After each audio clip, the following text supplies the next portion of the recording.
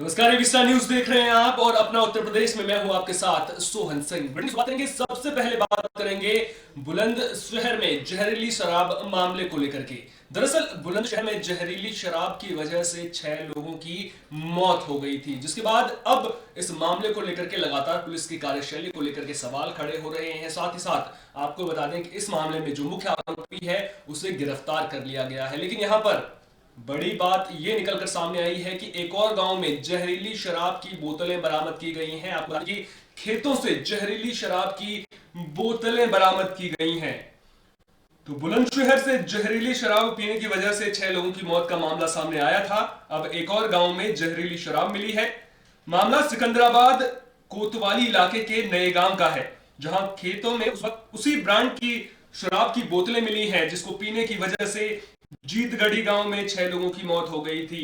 तो एक और गांव में उसी ब्रांड की शराब की बोतलें मिली हैं, जिसको पीने की वजह से 6 लोगों की मौत का मामला सामने आया था।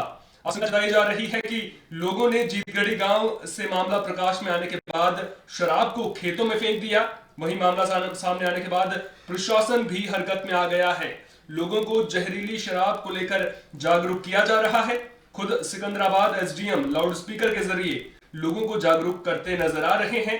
लोगों से अपील की जा रही है कि जो शराब खेतों में पड़ी मिली है वो बेहद जहरीली है, और अगर किसी के पास भी ऐसी शराब है तो उसे प्रशासन के सुपुर्द किया जाए। साथ ही जिन लोगों ने भी इस शराब का सेवन किया है वो समय रहते प्रशासन से संपर्क करें, ताकि उससे बेहतर इलाज मिल सके। तो जहरीली शराब मामले में अब एक और नया मोड़ आता हुआ दिखाई दे रहा है। आपको बता दें कि कहीं और से शराब खरीदकर लोगों को दी गई थी, जिसके बाद 6 लोगों की मौत का मामला सामने आया था। और अब आपको बता दें कि एक दूसरे ही गांव में खेतों से उसी ब्रांड की शराब की बोतलें बरामद की गई हैं, जो अब कई तरह के सवाल खड़े कर रही हैं। अब ऐसे में देखना दिलचस्प होगा कि प्रशासन जो शराब माफिया है उन पर अंकुश लगाने के लिए क्या कुछ अभियान जिले में चलाते हैं।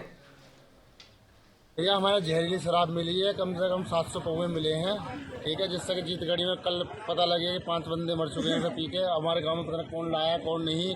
वो तो सही है कि प्रशासन ने अनाउंसमेंट करा दिया गांव में कि हाँ जी रात जहरीली शराब को ना पिया। सुबह देखा आज 6 बजे से 4 पेटियाँ मिली है यहाँ पे, 4 कट्टे भर के दारू देसी की। तो अब सभी से ये निवेदन है कि वो दारू से ना पिए। तो ये गांव में क्या शराब बिकती थी क्या था? नहीं, शराब नहीं बिकती थी। ये तो पता ही नहीं कहाँ से शराब ठेका आएगा देसी का। ऐसा तो उस ठेका देसी की बिकती है उस पर इसकी नहीं पता है। तो ये भी देसी की कोई नहीं बता सकता कि देसी है या जहरीली है, कोई नहीं बता सकता हो सकता। देखो भैया हमारे जहरीली शराब मिली है, कम से कम 700 पौवे। बुलंदशहर में जहरीली शराब पीने की वजह से 6 लोगों की मौत हो गई थी, लेकिन इसके बावजूद जो शराब माफिया है वो सुधरने का नाम नहीं ले रहे हैं। अभी भी जो कच्ची शराब है वो बेची जा रही है और धड़ल्ले से बेची जा रही है। मामला बहराइच का है, जहां से एक वीडियो सामने आया है। आप वीडियो अपने स्क्रीन पर देख सकते हैं किस तरह से कच्ची शराब को बेचने का यहां पर काम किया जा रहा है। तो मामला बहराइच जिले का है, जहां कच्ची शराब बेचने का वीडियो कैमरे में कैद हो गया है। मामला खैरी घाट के बेवाही पुलिस चौकी के चहलुआ गांव का है, जहां शराब माफिया केवल कच्ची शराब ही नहीं बेच रहा, बल्कि घर में बिठाकर भी शराब पिलाने का काम कर रहा है। स्थानीय पुलिस की कार्यशैली पर भी सवालिया निशान खड़े हो रहे हैं। आरोप लग रहा है कि जो स्थानीय पुलिस है उसकी मिली भगत के बाद जो है ये पूरा कारोबार चल रहा है। और अब ऐसे में देखना दिलचस्प होगा कि प्रशासन इस पूरे मामले को लेकर के क्या कुछ कार्रवाई करता है, क्योंकि इस पूरे मामले पर कार्रवाई होना बेहद जरूरी है। क्योंकि जिस तरह से मामला बुलंदशहर से सामने आया था वो अपने आप में कई सवाल खड़े कर रहा था, और अब जो वीडियो सामने आया है वो कई तरह के मामले, इस तरह के मामले अब पहली बार सामने नहीं आ रहे हैं। इससे पहले भी कई बार इस तरह के मामले सामने आ चुके हैं, और अब एक वीडियो भी अब वायरल होने लगा है। सोशल मीडिया पर जमकर ये वीडियो वायरल हो रहा है, जिसमें जो शराब माफिया है वो धड़ल्ले से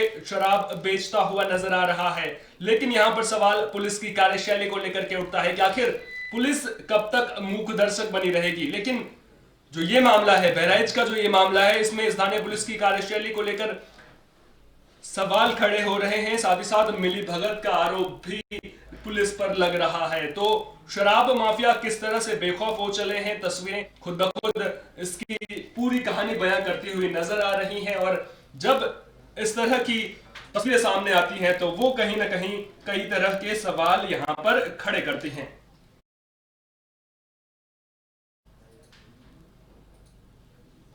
दिल्ली में किसानों का हल्ला बोल जारी है। आपको बता दें कि दिल्ली बॉर्डर पर किसान कृषि कानूनों के विरोध में प्रदर्शन कर रहे हैं और राज्यों से भी किसानों का समर्थन देने का सिलसिला शुरू हो चुका है। आपको बता दें कि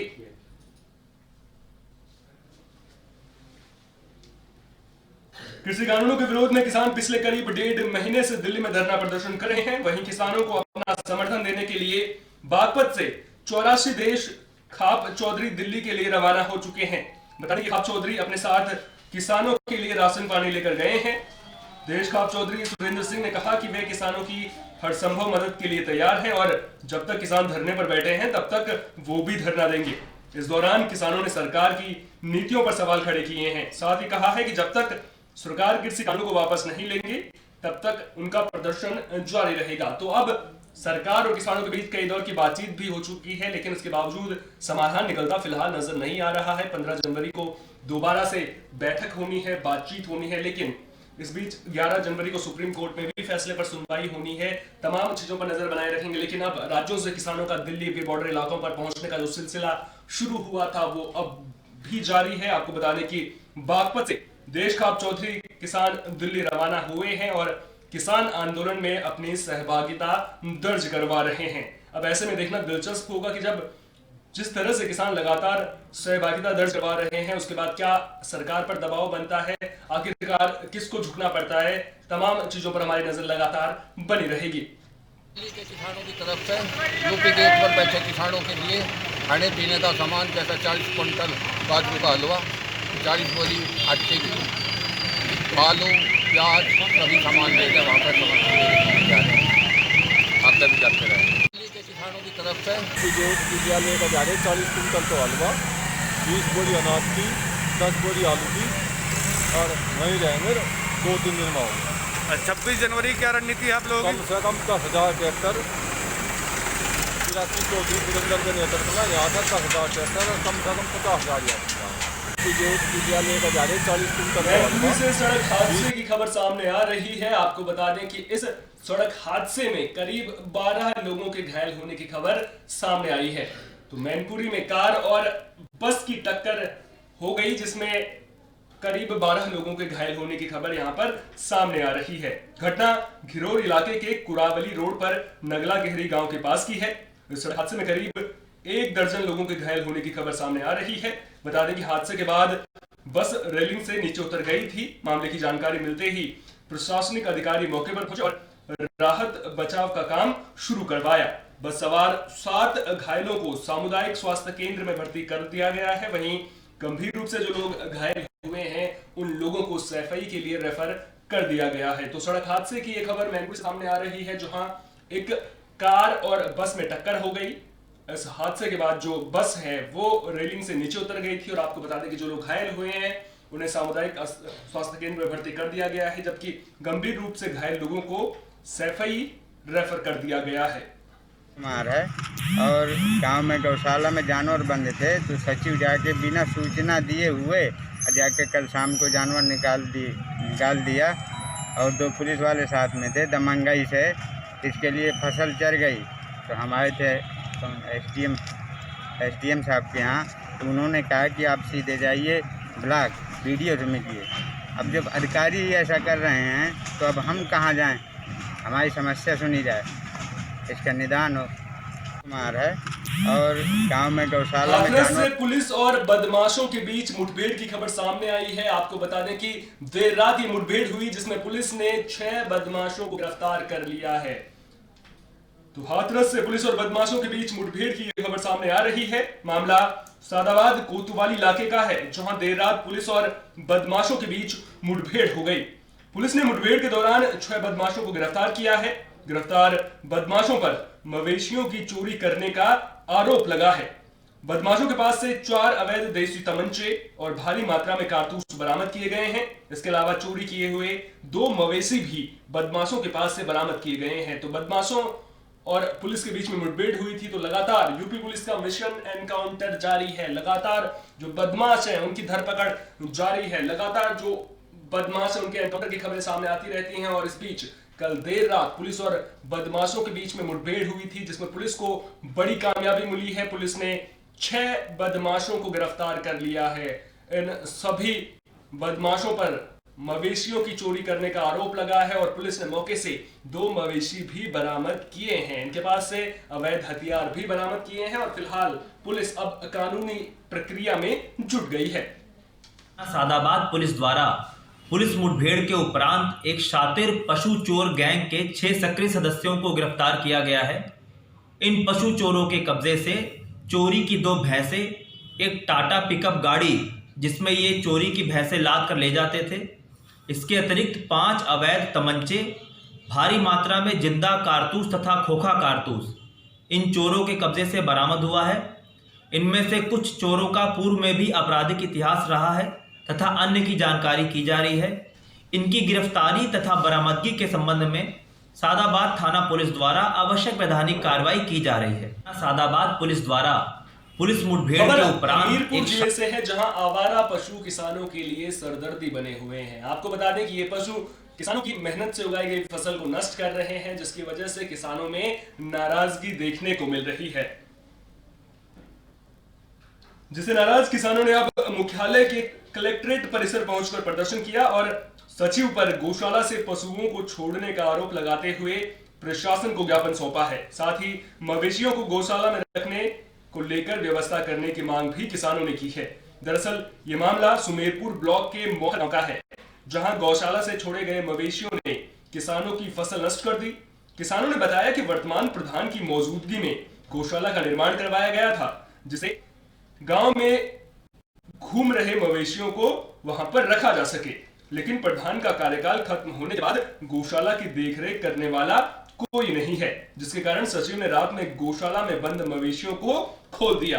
साथ ही किसानों ने गौशाला में व्यवस्थाओं को लेकर भी सवाल उठाए हैं और मवेशियों के लिए चारे और पानी की व्यवस्था करने की भी मांग की है। तो योगी सरकार एक और लगातार जो आवारा पशु हैं उनके रहने के लिए जो व्यवस्थाएं हैं वो कर रही है। लगातार अधिकारियों को भी दिशा निर्देश दिए जाते रहे हैं, लेकिन यहाँ पर सचिव पर गौशाला के पशुओं को खोलने का आरोप लगा है। साथ ही साथ जो गौशाला में व्यवस्थाएं हैं उनको लेकर के भी सवाल खड़े हो रहे हैं। अब किसानों को इससे खासी दिक्कतों का सामना करना पड़ता है, क्योंकि किसान मेहनत करके अपनी फसल उगाते हैं, खून पसीने से उस फसल की देखभाल करते हैं, लेकिन जब इस तरह से उनकी फसल नष्ट होती है तो मन को ठेस जरूर पहुंचती है और किसान परेशान हो जाते हैं। जिसके बाद किसानों ने इसी बात को लेकर के प्रदर्शन किया है, प्रशासन से गुहार लगाई है कि जो आवारा पशु हैं उनके रखने के लिए व्यवस्था की जाए, उनको गौशाला में रखा जाए, ताकि जो ये आवारा पशु हैं उनकी फसल को नुकसान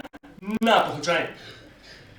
हमारे गांव में कल ऐसा हुआ कि सचिव और प्रधान दोनों ने मिल करके और 2 पुलिस वाले आए दबंगाई से। हमारे यहाँ जब गौशाला है, गौशाला से जानवरों को छुड़वा दिया गया तब, और जितने भी अपने गांव के सदस्य थे, लोग थे, उन्हें कोई इन्फॉर्मेशन नहीं दी गई कि यहाँ पर जानवर छोड़े जा रहे हैं, और उन्होंने छुड़वा दिया।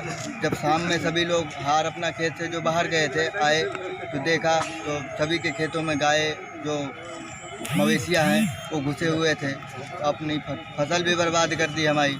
तो हम बताओ, और यहाँ एसडीएम के पास भी आए, वो भी बोल रहे हैं इधर से कुछ नहीं हो सकता, अपना वीडियो के पास जाइए, ब्लॉक में जाइए अपने। तो हम बताइए, जब इतने ये एसडीएम नहीं कुछ कर सकते तो हम वीडियो के पास जाकर क्या करेंगे? हमारा ये समाधान का निदान करवाइए, यही आपसे हमारी गुजारिश है। हमारे गांव में कल ऐसा हुआ। खबर लखीमपुर खीरी से है, जहां डीएम ने व्यापारियों और उद्यमियों के साथ बैठक की है। आपको बता दें कि इस दौरान जो कुछ भी समस्याएं व्यापारियों की हैं उनको लेकर के चर्चा की गई है। तो लखीमपुर खीरी के डीएम शैलेंद्र कुमार सिंह ने एक बैठक का आयोजन किया, जिसमें जिले के व्यापारी और उद्यमियों ने शिरकत की। इस दौरान डीएम ने उनकी समस्याओं को सुना और संबंधित अधिकारियों को जल्द समाधान करने के निर्देश दिए। इस मौके पर डीएम शैलेंद्र कुमार ने व्यापारियों और उद्यमियों के लिए सरकार की ओर से चलाई जा रही योजनाओं की जानकारी भी दी। व्यापारियों को जो सरकार योजनाएं चला रही है उनका पूरा फायदा लेने की उन्होंने अपील की, ताकि जो कुछ भी व्यापारियों का कोरोना काल में नुकसान हुआ है उसका भरपाई जो है व्यापारी कर सके। दरअसल कोरोना काल के दौरान अर्थव्यवस्था पर गहरा असर देखने को मिला था। छोटे उद्यमियों और व्यापारियों को इससे खासा नुकसान उठाना पड़ा था, जिसके बाद अब केंद्र सरकार भी लगातार अर्थव्यवस्था को पटरी पर लाने के लिए तमाम कवायद करती नजर आ रही है और इसी को लेकर के अब लखीमपुर खीरी में डीएम भी एक्टिव मोड में नजर आ रहे हैं। उन्होंने उद्यमियों और व्यापारियों के साथ बैठक की है ताकि जो उनकी दिक्कतें हैं उनको प्रशासन समझ सके, ताकि उनकी दिक्कतों को जो है जल्द से जल्द दूर किया जा सके। और इसी कड़ी में जो अधिकारी हैं, जो संबंधित विभाग हैं, उनको डीएम ने आदेश दिया है कि जो कुछ भी दिक्कतें व्यापारियों को आ रही हैं, उद्यमियों को आ रही हैं, उनको जल्द से जल्द दूर किया जा सके। आज जो उद्योग बंधु की बैठक हुई इसमें सभी उद्यमी यहाँ के जितने हमारे प्रतिनिधि उद्यमी हैं और व्यापारी उसमें उपस्थित हुए थे और उसमें विभिन्न जो सरकार की हमारी योजनाएं चल रही, चाहे माननीय मुख्यमंत्री जी के युवा स्वरोजगार योजना चल रही हो, चाहे प्रधानमंत्री जी की रोजगार योजना चल रही हो या वन डिस्ट्रिक्ट वन प्रोडक्ट चल रहा हो, उन सारी योजनाओं के बारे में उनकी जानकारी दी गई और जो प्रगति है उसकी समीक्षा की गई। इसके अलावा उद्यमियों की जो समस्याएं हैं उस पर चर्चा की गई। कुछ समस्याएं उद्यमियों की आई हैं जिसको अगले एक सप्ताह में निस्तारण करने के संबंधित अधिकारियों को निर्देश दिए गए हैं। ये नियमित रूप से प्रत्येक मास हम लोग ये बैठक करते हैं और इससे उद्यमियों के बीच में और प्रशासन के बीच में एक बेहतर संवाद स्थापित होता है और जो समस्याएं उनकी होती हैं या हमें जो उनसे सहयोग लेना होता है उसमें आपस में एक दूसरे से संवाद स्थापित करके हम एक दूसरे की मदद लेते हैं। आज जो उद्योग बंधु की बैठक हुई इसमें सभी एक और सरकार जनता तक स्वास्थ्य सुविधाएं पहुंचाने के लिए तमाम कोशिशें करती हुई नजर आ रही है, तो वहीं दूसरी ओर जो अधिकारी हैं वो ही सरकार के जो सपने हैं, जो मंसूबे हैं, उनको पलीता लगाते हुए नजर आ रहे हैं। दरअसल मामला बहराइच का है, जहां कूड़े के ढेर में सरकारी दवाइयां पड़ी हुई मिली हैं। स्वास्थ्य कर्मियों की लापरवाही के कारण लाखों की कीमत की सरकारी जीवन रक्षक दवाओं को कूड़े के ढेर में फेंक दिया गया है। गर्भवती महिलाओं को दी जाने वाली इन दवाओं के हजारों डब्बे अलग अलग जगहों पर फेंके गए हैं। मामले को लेकर जब स्वास्थ्य विभाग के अधिकारियों से बात करने की कोशिश की गई तो सभी चुप्पी साध गए। तस्वीरें जिला मुख्यालय से सटे चित्तौरा ब्लॉक के एक गांव की हैं, जहां सामुदायिक स्वास्थ्य केंद्र से कुछ ही दूरी पर सरकारी दवाओं का ढेर पड़ा हुआ है, जो लापरवाही की पूरी कहानी खुद ब खुद बयां कर रहा है। बता दें कि इन दवाओं पर एक्सपायरी डेट दिसंबर 2020 की है। विभागीय सूत्रों की माने तो कुछ दिन पहले अपनी कमियों को छिपाने के लिए इन दवाओं को ठिकाने लगाया गया है। तो अब जो तस्वीरें हैं वो अपने आप में कई सवाल खड़े कर रही हैं। आखिर क्यों इन दवाओं का इस्तेमाल समय रहते नहीं किया गया? क्यों लोग अस्पतालों में पहुंचते हैं उन लोगों को दवाएं नहीं दी गई? और अगर दवाएं एक्सपायर भी हो गई थी तो फिर इसकी जानकारी क्या जो आला अधिकारी हैं उनको दी गई थी? इस तरह से दवाएं कैसे फेंकी जा सकती हैं, ये अपने आप में बड़ा सवाल है। और अब देखना दिलचस्प होगा कि इस पूरे मामले को लेकर जो प्रशासन है या फिर जो स्वास्थ्य विभाग का आला अधिकारी हैं वो क्या कुछ कार्रवाई करते हैं। नाम है आपका? अब्बास जी, बताइए दवा कब से पड़ी हो, कितनी संख्या में पड़ी है? हाँ तो दवा तो बहुत है यहाँ, पूरे लगभग कतरा के लगभग 1 बोरा 1.5 बोरा पड़ी है। अच्छा, अस्पतालिया में यहाँ दवाइया मिला थी आपका? मिला तो बहुत कम मिला था भैया, मतलब कोई बैठते ही नहीं है। हाँ बैठते वहाँ बैठे डरकर मारे कोई आदमी जाता है कोरोना की जांच कराओ, झूठ साझ वहाँ आदमी डराया जाता है। ये जो सरकारी दवा है यहाँ सैकड़ों लाखों की संख्या में पत्ते पड़े हैं, ये कब से पड़ा यहाँ? आज 3-4 दिन से है बाबूजी। अस्पताल में ही आप रहा हो बेरिया में, तो दवाई अस्पताल में मिला थी? कहाँ मिला थी? जाओ तब पैसा मांगा थे तब क्या लगाए दिन की तो लौट जाओ। ज्यादा भैया से पूछ लो, रहा था सिमरा सरदारपुर, और यहाँ दवाई बहाई है। हाँ दवाई सब परी है, ऐसे सब छीछा लेदर ही। लखनऊ पुलिस को बड़ी कामयाबी मिली है। पुलिस ने विपिन विश्वकर्मा हत्याकांड का खुलासा कर दिया है। मामले में आरोपी चाचा और भतीजे को गिरफ्तार कर लिया गया है, जिनके पास से हत्याकांड में प्रयुक्त पिस्टल भी बरामद कर ली गई है। तो लखनऊ पुलिस को बड़ी कामयाबी मिली है। पुलिस ने ठाकुरगंज थाना इलाके में हुए युवक विपिन विश्वकर्मा की हत्या का खुलासा कर दिया है। मामले में आरोपी चाचा और भतीजे को पुलिस ने गिरफ्तार कर लिया है, जिनके पास से हत्या में प्रयुक्त पिस्टल भी बरामद कर ली गई है। बता दें कि विपिन की हत्या ठाकुरगंज के कनकसुटी इलाके में हुई थी, जिसकी गुत्थी अब पुलिस ने सुलझा ली है।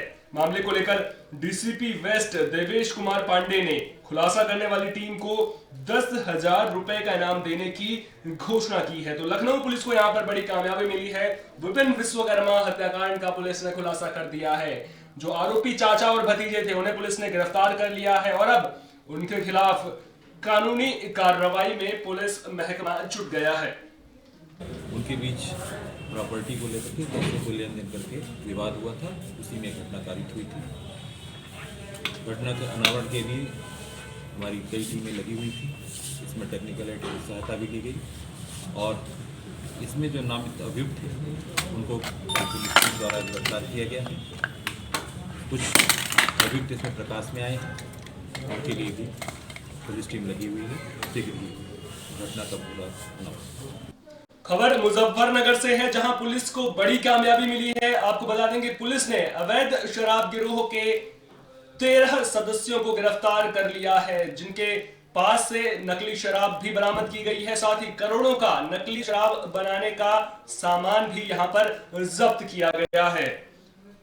तो मुजफ्फरनगर में पुलिस ने अवैध शराब गिरोह का पर्दाफाश कर दिया है। दरअसल शराब माफिया पंचायत चुनाव के मद्देनजर शराब के ऑर्डर तैयार करने में जुटे हैं। ऐसे में पुलिस ने बड़ी कार्रवाई करते हुए 13 लोगों को गिरफ्तार किया है। गिरफ्तार आरोपियों के पास से नकली शराब और करोड़ों रुपए का शराब बनाने का सामान बरामद हुआ है। वहीं 4 लोग मौके से फरार होने में कामयाब रहे। मिली जानकारी के मुताबिक नकली शराब का इस्तेमाल पंचायत चुनाव के दौरान किया जाना था।